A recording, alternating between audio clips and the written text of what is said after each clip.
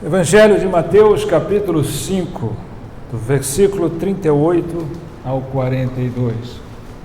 Diz assim a palavra de Deus: Ouvistes que foi dito, olho por olho, dente por dente.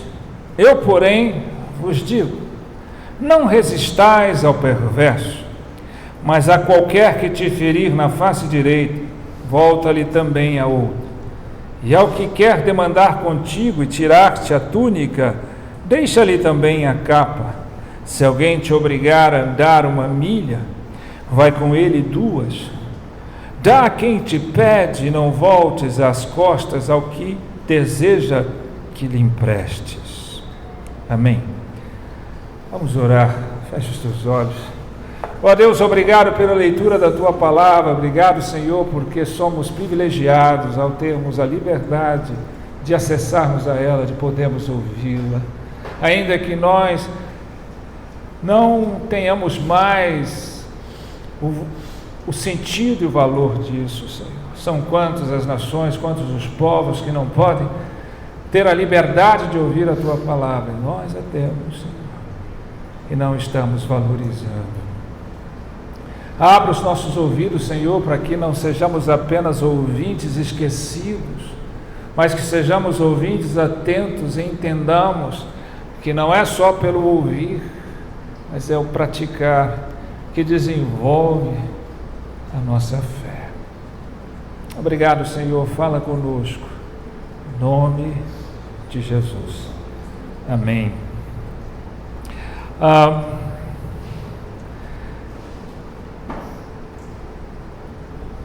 Não é apenas por fato de se dizer evangelho que você é um evangelho. Muitos são aqueles que se dizem evangélicos e não o são. Isso é óbvio, né? Porque não vivem de acordo com o evangelho de Cristo. E o evangelho tem o poder de separar a sociedade, a humanidade em 2 grupos, os crentes verdadeiros, os crentes e os incrédulos. Não há grupo intermediário. O problema é que o evangelho que é pregado hoje, ele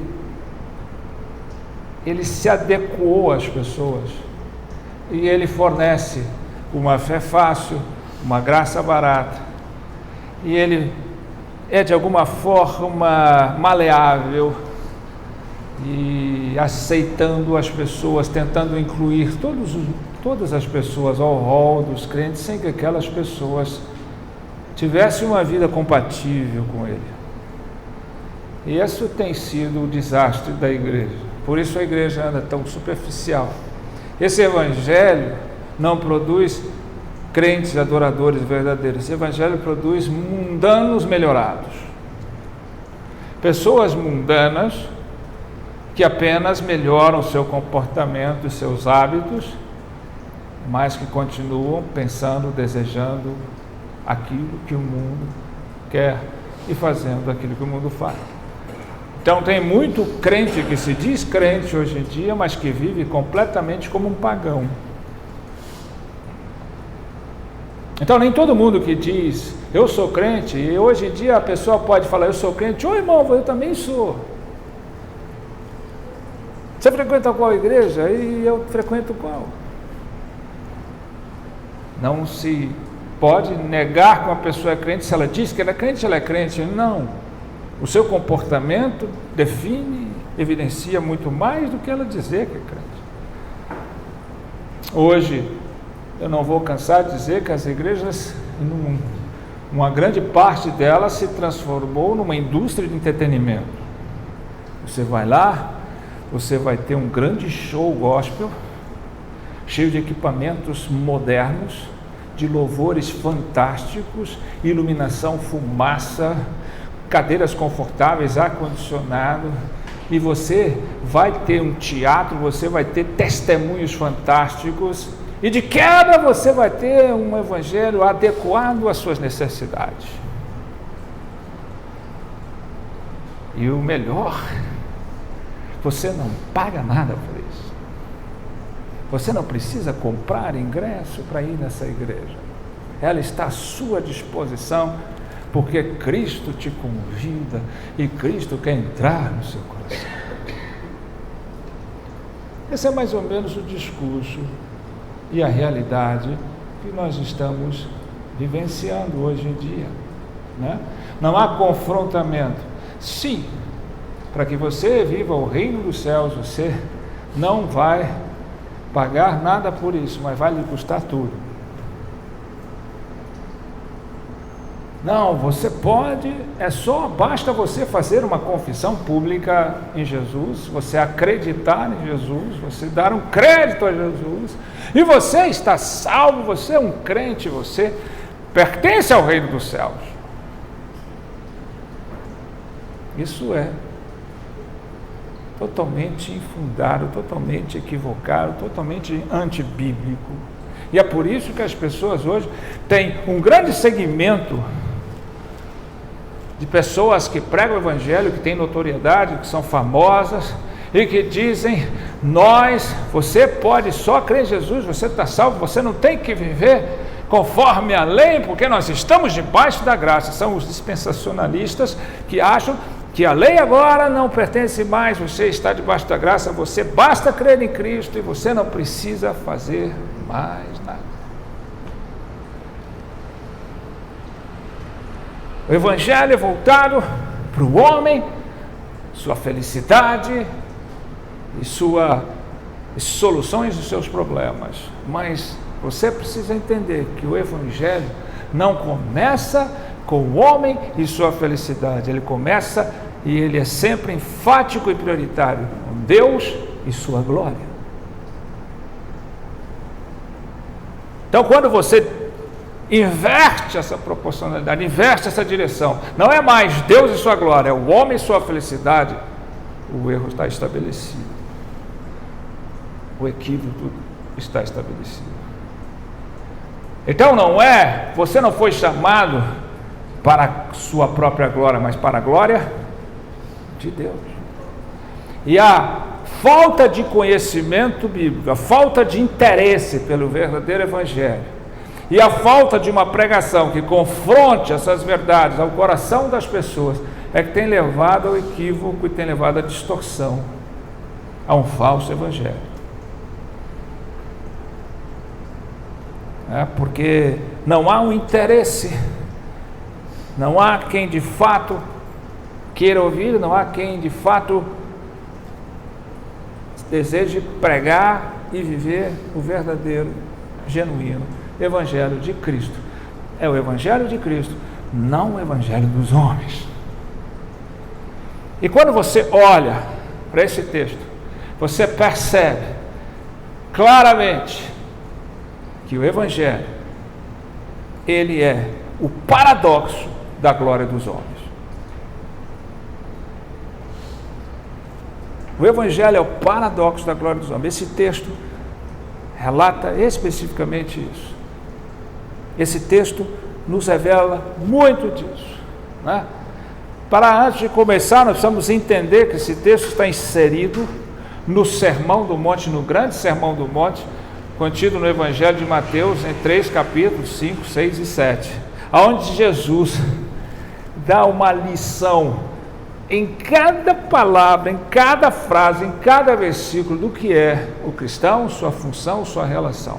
Ou seja, se você ler todo o Sermão do Monte, não é muito, você tem 3 capítulos para ler, você vai ver, primeiramente, as bem-aventuranças é a declaração do caráter do crente, o que o crente é. Aí você vai pegar e vai ver depois a relação do crente e o mundo. Vós sois sal da terra, luz do mundo. Aí depois você vai pegar e ver a relação do crente e a lei. Quando Jesus confronta não a lei, mas confronta a interpretação equivocada, falsa dos fariseus, dos escribas e saduceus. Depois você vai ver que esse Sermão do Monte também tem a relação do crente com Deus. Como você deve orar, como você deve jejuar. E depois, por fim, a relação do crente e o juízo final.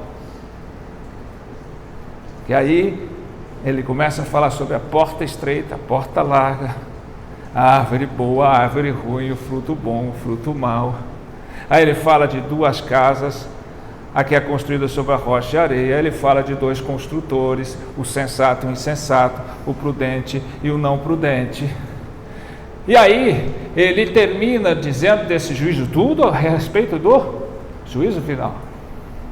Ele termina dizendo: aquele que ouve e pratica construiu sua casa na rocha, e aquele que ouve e não pratica construiu sua casa na areia, e a sua ruína vai ser grande. Então esse evangelho de fé fácil, de graça barata, esse evangelho que é abrandado, né? Não pega muito pesado. Você está falando muito de pecado, de céu, de inferno, de juízo final, de salvação, de santificação. Isso é legalismo puro, isso é retrocesso, né? Abrande mais, flexibilize mais a sua fala para incluir todo mundo. Isso é totalmente furado. Isso é desastroso, né? Então vamos ver por que eu digo que o Evangelho ele é o paradoxo da glória dos homens.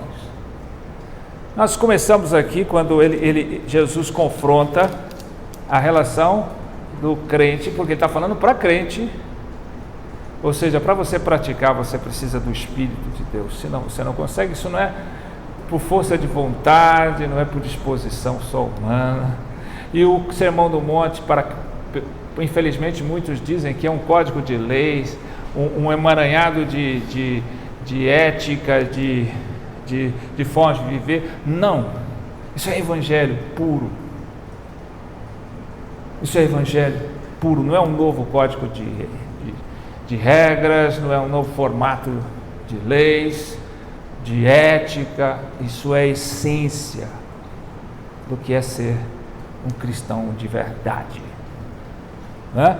Então ele começa: ouvistes que foi dito olho por olho, dente por dente. Isso é o que está na lei. Lembra-se que a lei ela tem três formas, né? Você tem a lei moral, os mandamentos, você tem a lei judicial, essa, e você tem a lei cerimonial, como você faz o culto, o que você deve fazer, aspergir o sangue aqui, entra ali, o santo, todas essas coisas da lei cerimonial. E a lei judicial como essa, olho por olho, dente por dente. Jesus não está confrontando a lei, Jesus veio para cumprir porque só ele poderia cumprir. Ele estava confrontando a interpretação, tanto que ele começa dizendo, né? Olha o que foi dito, ele diz. Ouviste o que foi dito. Ele não está dizendo o que a lei diz, porque as pessoas iam trazendo a interpretação do que era dito, do que eles interpretavam, e não de fato o que a lei dizia e o espírito da lei, né? Mesmo porque a lei foi dada olho por olho, dente por dente. Por quê? Porque você pega o texto e ele fala de vingança, né? O subtítulo desse texto é pela vingança dos homens, ou seja, o coração do homem, ele é vingativo, ele é revanchista. Pelo pecado ele se tornou assim. Então qualquer coisa que lhe acontece, você quer retribuir 10 vezes mais. Então toda a lei foi para dar um padrão, para dar um certo equilíbrio, para não permitir o excesso. Então, por exemplo, quando alguém tirava o olho de alguém, feria o olho de alguém, você não vai lá agora, eu vou arrancar os seus dois, porque eu quero acabar com a sua vida. Pode ver que quando nós somos tão maus, que quando alguém faz um mal contra nós nutrimos um desejo vingativo, revanchista. A gente quer fazer 10 vezes pior com ele, quer que ele receba muito mais do que ele nos deu. Outra coisa é que essa lei era dada aos juízes, às pessoas autorizadas para isso, e não era dada ao indivíduo. Não é o indivíduo que faz por si só justiça própria. Então Jesus, além de confrontar a interpretação dos fariseus, dos religiosos, dos conhecedores bíblicos, daqueles que determinavam como que as coisas eram, e eles acrescentavam muito mais coisas à lei que não vinha de Deus, ele foi e mostrou o espírito da lei, né? Ele começa a mostrar que o Evangelho é o paradoxo da glória dos homens, que você não apenas deve seguir uma lei literalmente, tirou um olho, tira o outro, não, ele está querendo, Deus está dizendo muito mais coisa por aí, aprofundando muito mais, e as pessoas às vezes não enxergam, e aqueles que deviam enxergar que lei, veem superficialmente, não veem o que é de fato, o que Jesus está dizendo aqui, né? Então, uma das coisas mais difíceis é essa que ele começa, eu porém vos digo, não é o que os outros digam, Jesus, ele é o cumprimento da lei, ele é a própria lei, ele estava, quando a lei foi dita pelo Pai, ele, mais ninguém sabe, e ele, eu porém vos digo, não resistais ao perverso, mas a qualquer um que te ferir a face direita, volta-lhe também a outra. Essa é uma das coisas mais difíceis para o crente entender. Lá vem o pastor, lá vem isso com esse evangelho, quer dizer que se uma pessoa me ofende, eu tenho que deixar, se uma pessoa me dá um tapa na cara, eu tenho que oferecer a outra, até se necessário fosse chegar a esse ponto, mas não é isso que Jesus está verdadeiramente dizendo. O que Jesus está dizendo aqui é, se você quer de fato viver como crente, a sua relação com a lei é muito mais do que simplesmente olho por olho, dente por dente. A primeira coisa que você deve fazer para você cumprir a lei é você matar o seu eu, exterminar o seu eu. É isso que faz, porque o que mais nos ofende não é o que as pessoas fazem à nossa alma, é o que as pessoas fazem ao nosso ego, a nossa vaidade, ao nosso eu. É um paradoxo da glória dos homens, porque a glória dos homens é fomentar, é inflar, é encher o ego, o eu. Você precisa amar você mais, você precisa gostar mais de você, você é mais importante do que o outro, você tem que levantar. A psicologia humana, social, tenta fazer você fortalecer o seu eu. Aí vem o Evangelho e diz, morra para si mesmo. Se você quer seguir-me, se você quer ser meu discípulo, Jesus disse isso, toma aquele que quer ser meu discípulo, pega a sua cruz, toma a sua cruz e siga. A cruz, o que ela representa? O que é isso? Ela representa não só a morte, mas a pior das mortes, a pior das condenações. Morra para si mesmo, porque quem amar a sua vida, perdê-la-á, mas quem perder a sua vida por amor a mim, achá-la. Então é uma renúncia do eu. E é exatamente isso. Somos ofendidos o tempo todo no nosso eu, não no ser de Cristo. Então, é uma das coisas mais difíceis da nossa vida. Temos conflitos o tempo todo, temos dificuldade de nos relacionar o tempo todo. Por quê? Porque é uma questão do ego, do eu. Não mortificamos o nosso eu, nós fortalecemos o nosso eu. E como a própria palavra de Deus diz, né? Já não sou eu quem vive, mas Cristo vive em mim. E a minha viver é para a glória dele. Então, o eu traz a glória para mim. O ser de Cristo leva a glória para ele. Então essa é a primeira coisa que Jesus ensina aqui. Então vou te dizer como é que é. Primeiro, não resistais ao perverso. Como é que eu posso não resistir ao perverso? Matando o meu eu. Anulando o meu eu. Porque toda a resistência relacional, toda a dificuldade relacional é a fomentação do meu eu. Então, a palavra de Deus manda que a gente se esvazie do eu. Se você quer entrar no reino dos céus, então você primeiro mortifica o seu eu. Mortifica o seu eu. A segunda coisa que ele diz aqui, que é tão importante, ele diz: e ao que demandar contigo tirar-te a túnica, deixa-lhe também a capa. Jesus não fica só aí, ele vai abrangendo e elevando o padrão. Veja que era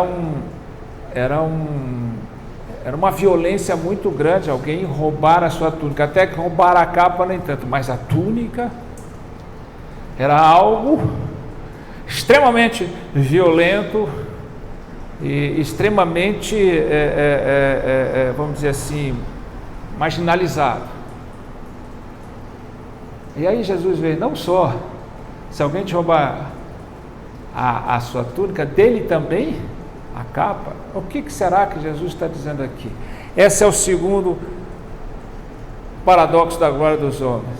Abandone a sua busca incessante dos seus direitos e exerça constantemente os seus deveres. Hoje a sociedade, a glória dos homens é saber os seus direitos, reivindicar os seus direitos, buscar os seus direitos a todo momento. Qualquer pessoa, por mais simples e sem estudo, sem cultura que possa existir, ele sabe todos os seus direitos. O problema é que nós vivemos uma sociedade cada dia mais consciente dos seus direitos, mas desprezando os seus deveres. Despreza os seus deveres. Então, o que Jesus está mandando a gente fazer e ensinando aqui? Para de ficar o crente verdadeiro, aquele que cumpre a lei de Deus, não fica o tempo todo exigindo direitos. Os casais, um querendo exigir o direito mais do que o outro, é filho exigindo direito diante dos pais, é pai exigindo direito diante dos filhos, é irmão exigindo direito diante dos outros, é uma demanda completa e o tempo todo. Ora, você precisa exigir, e aí chega ao cúmulo de ter gente ensinando, igrejas ensinando a você a exigir o seu direito diante de Deus. Então você não ora mais clamando a Deus pela misericórdia e a bondade dele, você exige de Deus que ele lhe dê o que você quer, porque Deus tem que te dar, porque se você está assim ou assado, você tem que exigir de Deus que ele lhe dê o que você quer. Então, quando te roubar a túnica, dê também a capa, mostre que os seus deveres estão bem acima dos seus direitos, e que uma pessoa pode te roubar alguma coisa, mas não pode te roubar a sua alma. Não pode roubar o seu coração, não pode roubar a sua devoção, não pode roubar o dever que você tem de viver para a glória de Deus. Esse é o segundo. E ele continua, né? A glória dos homens é fomentar o eu, a glória dos homens é que você sempre esteja exaltando os seus direitos e buscando os seus direitos. A glória dos homens é essa. Isso é um combate, isso é incompatível, isso é antagônico, isso é contraditório. Viver o evangelho puro e genuíno e viver a glória dos homens. Terceiro, ele diz: se alguém te obrigar a andar 1 milha, vai com ele 2. Meu Deus! Lembra-se que naquele tempo, o país que era dominado, e ali toda a Judéia era dominada por Roma, os romanos dominavam, mandavam. Então todo soldado romano ou cidadão romano que andasse com por exemplo, com uma mala ou alguma coisa, e visse um judeu, ele dizia: leva 1 milha. E ele era obrigado, ele não podia dizer: eu não vou levar não, porque eu não sou empregado. Ele era obrigado a andar, mas não mais do que 1 milha. Não mais do que 1 milha. Então o soldado romano já sabia, ou o cidadão romano, que depois dali ele tinha que arrumar outro para levar mais 1 milha, se ele tivesse que andar 2 milhas. Não poderia exigir daquele que andasse 1 milha, ele era obrigado a só no máximo 1 milha de distância. O que Jesus está dizendo aqui? Já basta, eu sou oprimido, ter que levar, ainda vou fazer mais? Sim. O que Jesus está dizendo aqui, que é o paradoxo da glória dos homens? O crente vai mais além, o crente faz mais do que devia fazer. Porque se você fizer, Jesus disse, o que só você devia fazer, você não fez nada demais.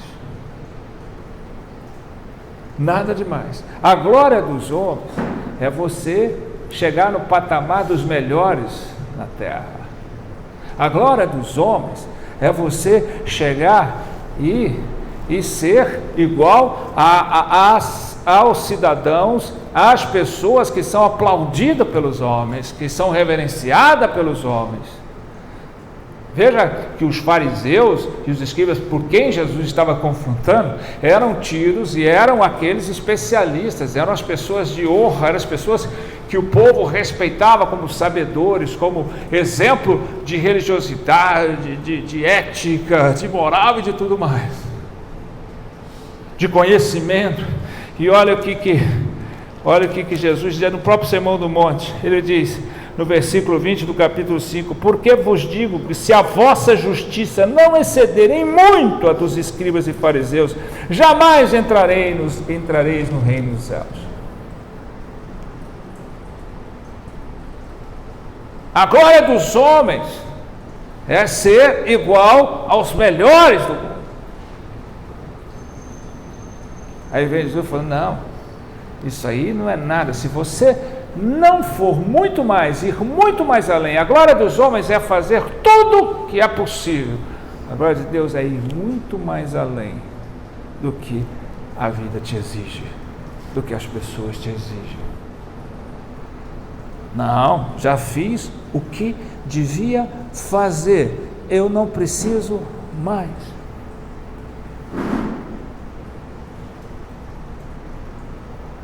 Eu lembro de quando a palavra de Deus fala de João Batista. Você vê o tanto que é difícil entrar no reino dos céus. Jesus disse que nenhum homem nascido de mulher se compara a João Batista. E João Batista disse o quê? Necessário que eu diminua para aquele? Então não teve homem nascido de mulher, né? No sentido humano, não está colocando Cristo, que se compara a João Batista, disse o Senhor Jesus. E ele continua dizendo: mas o menor no reino dos céus é muito maior do que ele. Nem aquele que fez o que fez aqui na terra se compara àquele que está no reino dos céus. Aqui em Lucas, no capítulo também 17,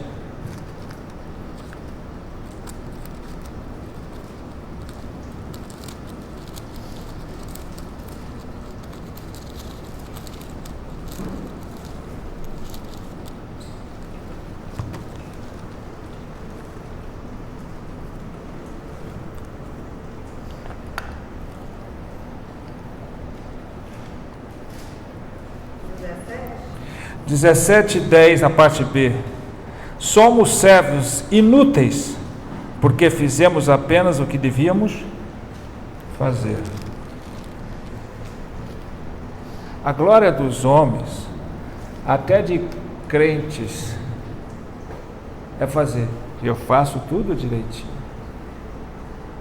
Eu não roubo, eu não mato, eu não xingo, eu não bebo, eu vou na igreja todo domingo, eu nunca defraudei ninguém, eu não minto. Isso não é suficiente. Eu sou melhor do que os outros. Os fariseus se sentiam melhores do que qualquer pessoa. Tinha uma pseudo-imagem, tinha uma autoimagem muito diferente da realidade do que eles pensavam. O crente que só faz o que é devido é inútil para Deus. Ele tem que ir mais além. Ele tem que ser mais. Ele não pode ter como referência aqueles que imitam Jesus, porque esses que imitam Jesus ainda vão ter o aplauso dos homens. Ele tem que se tornar como Jesus é, e assim ele não vai ter o aplauso dos homens muitas vezes, mas o ódio dos homens. Por último, ele diz aqui: dá a quem te pede e não voltes as costas ao que deseja que lhe emprestes. Parece que isso aqui está fora do contexto, mas não está totalmente no contexto. O que Jesus quis dizer para isso? Você tem que estar sempre pronto a dar esmola. Será que Jesus está ensinando que você não pode nunca deixar de dar esmola, que tem que viver olhando até...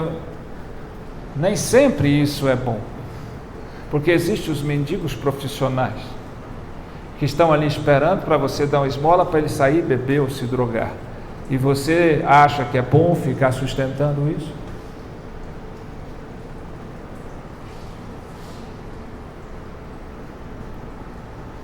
Pedro, quando entrou no templo, logo depois do Pentecostes, um mendigo pediu esmola para ele e disse: ouro e prata nós não temos, mas o que temos nós te dou, levanta e anda. Aí você vai me dizer: mas ele pôde curar o paralítico lá, o mendigo na... Não, você pode não ter o dom de cura, você pode não ter esse poder na sua vida, mas você tem autoridade de dizer: ouro e prata eu não tenho, mas eu tenho o Evangelho que alimenta a sua alma. Eu posso te ajudar de uma outra forma, mas se você quiser sair desse estado, conta comigo. Conta comigo. O que Pedro fez e curou ele é para ele largar a mendigância, não apenas para ele gozar de uma saúde física. Então nós precisamos entender isso, né? O que é? Não é isso, dar esmolas, não é isso que está falando só. Você não pode negar. Mas ele está falando do desapego das coisas materiais. A glória dos homens é o ter. A glória do crente é ser. Se você vive pelo ter, você jamais irá ser. Mas se você buscar ser, você desapegará do ter. O ter é uma possibilidade e não mais o seu objetivo. O ter é possibilidade. Isso é Evangelho. Quem tem nunca é, quem é pode ou não ter. Importa é ser. Então, a glória dos homens é ter. Os homens gostam de mostrar as suas conquistas. Os homens se definem pelo que eles têm. A glória dos homens é dizer: olha o que eu conquistei, olha o que eu comprei, olha o que eu tenho.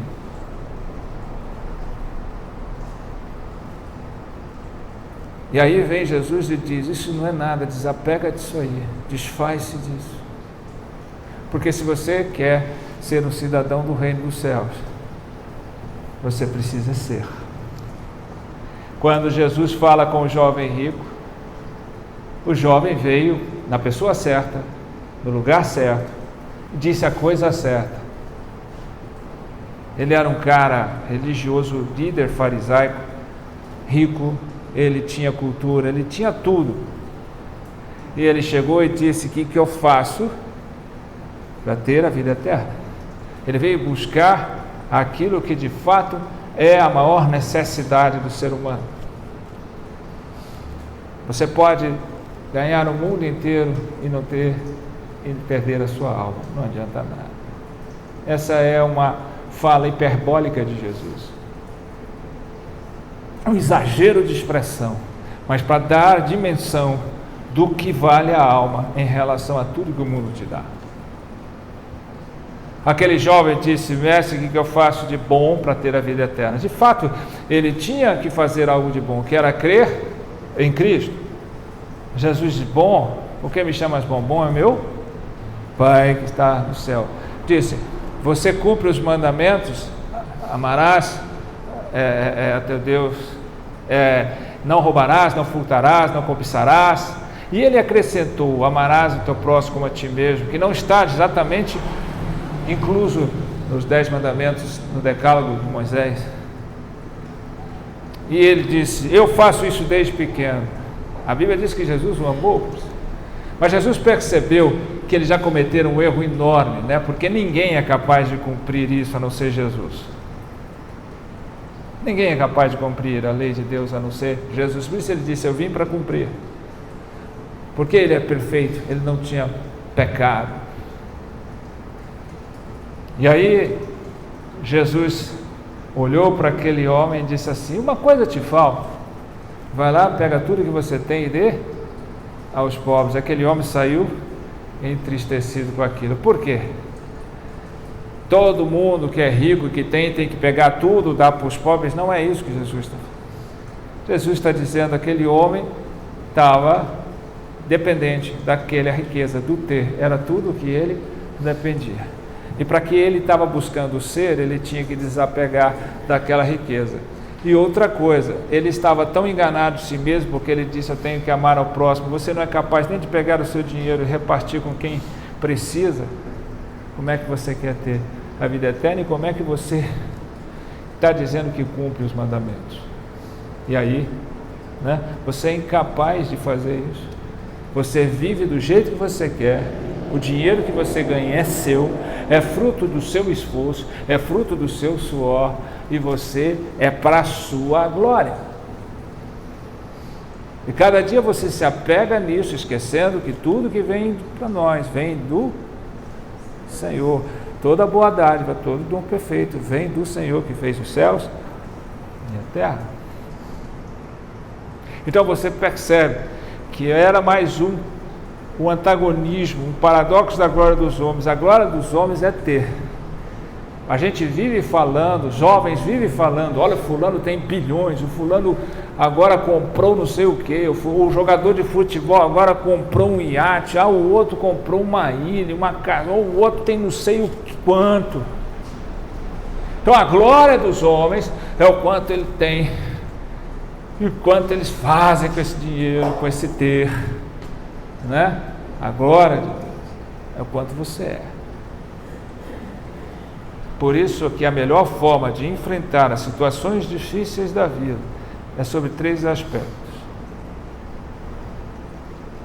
é ter a consciência de quem eu sou, é ter a consciência e a percepção para onde eu estou indo, e a percepção também do que me espera quando eu chegar lá. Isso é o que é a melhor forma de enfrentar as situações do presente. Então, o Evangelho é o paradoxo da glória dos homens. É isso que Jesus ensina aqui. Isso não é para você admirar.